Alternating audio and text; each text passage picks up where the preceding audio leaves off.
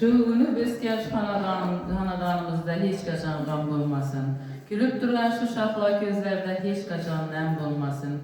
Tüken bilen yaşap hayatta, farzandları baxt taxtını görgün. Hayatın dolsun, şadlık yu baxtga, hacata yu hacana bolgin. Niyatim halistır, sağ boling müdam. İsleyen baxtlarga yeting iloyim. Dünyada kapılmay, gam çekmay asla. Sizge panoh dolsun, yalğız Xudoyim. Hemme sağ-salamat olsun. Ay rahmet. Demet olama ver. Akıl arası bir versin.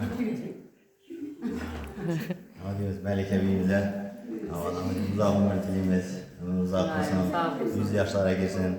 Ağam bilen den yaşa den kararayla şu ne kızlar da çıkarılan ellerini çıkarıp büyük beyten büyülentirip ama baxtını saadətli hayat keçirgəylər, oğlu kızları, nevreləri çok olsun. Ama şu anadan da hem noh yaxşı gün olsun. Ağam bilen den yaşa den kararayla. Təbrikimiz yine var. Bu ben günden mübarek olsun. Rahmet.